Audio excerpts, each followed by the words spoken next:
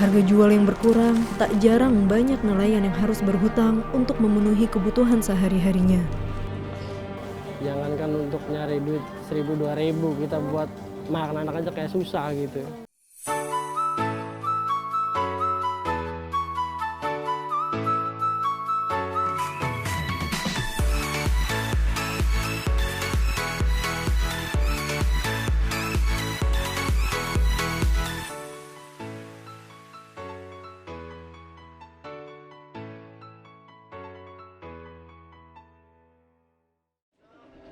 Lumbung Ikan Wakaf adalah salah satu program besar dari Wakaf Pangan Laut Produktif. Guna meningkatkan nilai produksi dan pemasaran, sehingga terwujudnya kesejahteraan bagi nelayan dan kedaulatan pangan laut Indonesia. Pak Gama, bisa nggak sih Pak diceritakan terkait potensi yang ada di Pelabuhan Perikanan Nusantara Muara Angke ini? Potensi di PPN Muara Angke untuk pendaratan ikan di kami itu ada 2 tempat. Di tempat pelelangan ikan Muara Angke itu sekitar 126 ton per hari, sedangkan di kawasan Kali Adem 2,2 ton per hari. Dan untuk potensi pemasaran hasil perikanan itu kami sebagian besar ke Jabodetabek dan ada sebagian kecil untuk diekspor ke kawasan Asia.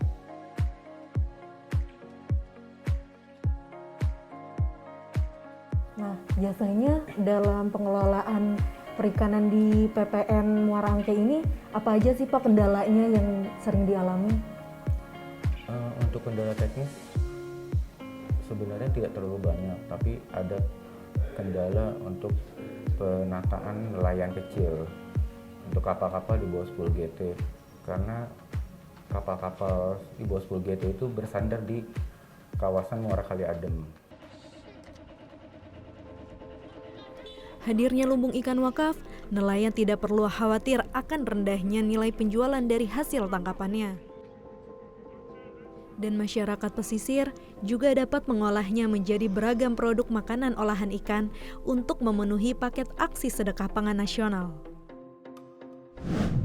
Dan hari ini, saya akan bertemu dengan Pak Hasan. Beliau adalah pelaku industri rumahan olahan ikan di Jakarta Utara. Pak Hasan, bisa diceritakan nih, aktivitas sehari-hari Bapak itu ngapain aja sih Pak?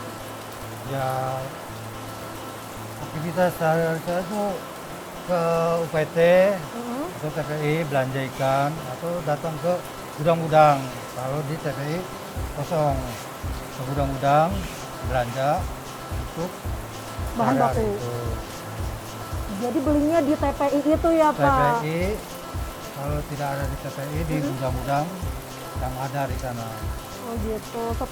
Setelah ambil bahan baku, selanjutnya prosesnya ngapain aja nih Pak? Prosesnya ya seperti ini, kita Ini apa nih Pak? ini cumi.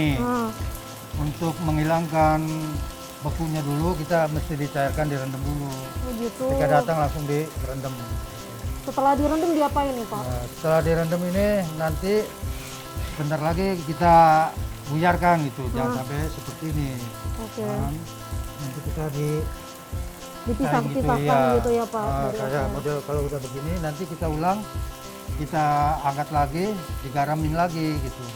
Digaram, nunggu 3 sampai 4 jam, lalu kita proses direbus. Oh gitu. Ini ada papan nih Pak. Ini maksudnya apa nih Pak? Ditutup Ini gini. papan untuk tadi kan hujan, Oh. takut air hujan ini masuk kemari. Kalau masuk kemari ini kurang bagus. Oh gitu, makanya ditutup gitu ya Betul. Pak. Untuk menjaga kualitasnya. Nah, tadi saya ngelihat nih ada ikan. Itu ikan apa ya Pak? Itu ikan kakap merah. Nah, Yang di PT udah diambil dagingnya, udah dipilet. Nah, tulangnya ini disebut limbah. Saya ambil limbahnya, dimanfaatkan lagi untuk diasin. Oleh saya diolah lagi gitu. nah Pak Hasan ini udah berapa lama nih Pak melakukan usaha olahan hasil perikanan rumahan? Kalau untuk ini sekitar ya 13 tahun. 13 tahun, lama juga ya Pak.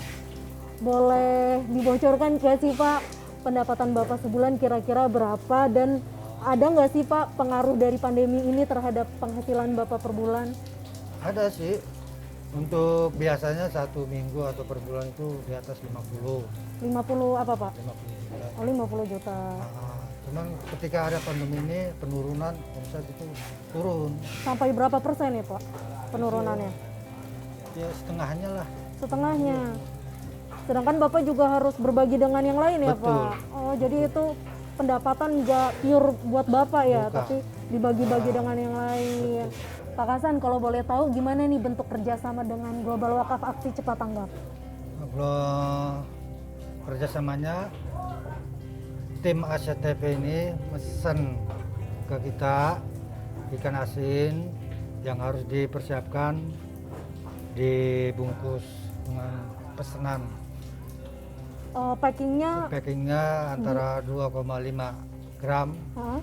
atau ons lah ya. Nah, saya pakai itu, ya alhamdulillah sih ada manfaatnya untuk saya, ada lebihnya, alhamdulillah. Nah, biasanya tuh setelah di packing ada tim aksi cepat tanggapnya yang mengambil produk itu ya Pak? Betul, betul, betul. Nah, sahabat wakaf, nantinya tuh setelah di packing, tim Global Wakaf Aksi Cepat Tanggap mengambil produk ikan asin itu dan kemudian didistribusikan melalui Wakaf Distribution Center. Nah, dari situ Wakaf Distribution Center mendistribusikan ikan asin tersebut ke beneficiaries. Wah, banyak banget manfaatnya nih sahabat. Makasih ya Pak udah berbagi kisah kepada kita nih, kepada sahabat wakaf. Semoga pandemi cepat berakhir sehingga pendapatan Bapak bisa kembali seperti semula nih sebelum pandemi. Amin. Sahabat wakaf, terima kasih telah menyaksikan tayangan ini. Semoga kisah Pak Hasan dapat memotivasi sahabat wakaf untuk ikut serta membantu selamatkan nasib para pelaku industri rumahan olahan ikan. Wassalamualaikum warahmatullahi wabarakatuh.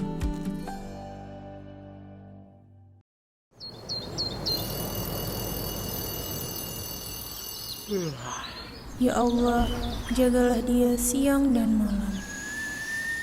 Ampuni semua dosa dan sayangi ia. Ya Rob, lindungi dia dari bala, karena dia bantu sembuhkan kami dari COVID. Wahai yang Maha Kaya, makmurkan dia sebagaimana dia kenyangkan kami di masa pandemi ini.